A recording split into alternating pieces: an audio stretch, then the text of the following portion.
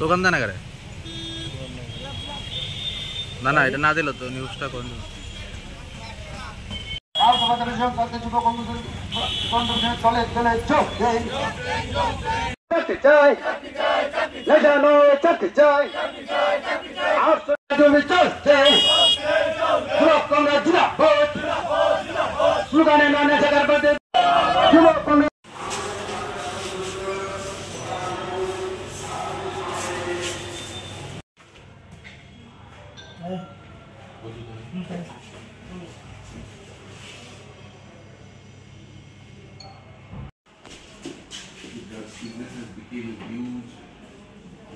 District youth Congress committee আজকে আমাদের জেলা শাসক আছে এখানে 5 দফা দাবির ভিত্তিতে আমরা ওনার কাছে ডেপুটেশন দিয়েছি। মূলত ডেপুটেশনের আমাদের যে পয়েন্টগুলো হলো সুষ্ঠু নিয়োগ নীতির মাধ্যমে রাজ্য সরকারের বিভিন্ন দপ্তরগুলি শূন্যপদগুলি অবিলম্বে পূরণ করতে হবে। আউটসোর্সিং কিংবা ফিক্স নয়, রেগুলার স্কেলে চাকরি প্রদান করাই আমাদের মূল লক্ষ্য, সরকারের মূল লক্ষ্য হতে হবে। এটা আমরা ওনাকে বলেছি, উনি আশ্বস্ত করেছেন যে কি দেখছে উনি উপর লেভেলের সরকারি আধিকারিক হোক আর যেই হোক ওনার সঙ্গে কথা বলে উনি বলছি যে কী করা যায়, আপনাদের যে দাবিগুলি আমরা সঠিক ইয়েতে করতে পারি কিনা। কলকারখানার শিল্প স্থাপন এবং কর্মসংস্থানের ব্যবস্থা করতে হবে এবং শুধু স্লোগান নয়, নেশা কারবারিদের বিরুদ্ধে যুদ্ধ ঘোষণা ডাক দিয়েছে রাজ্য সরকার, রাজ্য সরকার।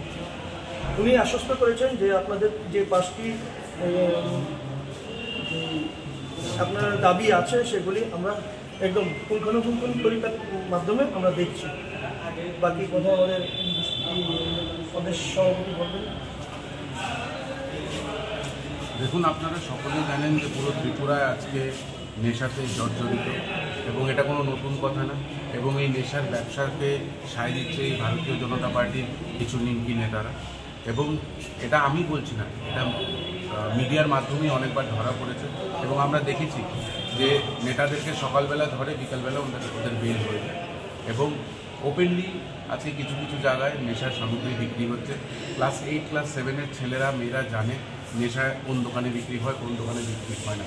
তো আজকে ত্রিপুরার জন্য একটি কালো দিন এবং আমি বারবার একটাই কথা বলতে চাই এবং আমরা ডিএম ম্যাডামের কাছেও এটাই বলতে চেয়েছি যে ত্রিপুরার যে ভবিষ্যৎ, ত্রিপুরার যে মেরুদণ্ড, ত্রিপুরার যে যুবক, তাদেরকে যাতে ওনারা বাঁচায়, কারণ তারাই যদি না বাঁচে এই রাজ্যের মেরুদণ্ডই ভেঙে যাবে। এই নিয়ে আমরা আজকে 5 দফা দাবি নিয়ে সরব হয়েছি এবং উনি আশ্বাস করেছে যে উনি চিফ সেক্রেটারিয়েটের সঙ্গে কথা বলতে, কারণ আমরা চিঠিটা চিফ সেক্রেটারিয়েট থ্রু ডিএম দিয়েছি। তো উনি আশ্বস্ত করেছেন যে উনি এইগুলো নিয়ে কথা বলবেন। Thank you.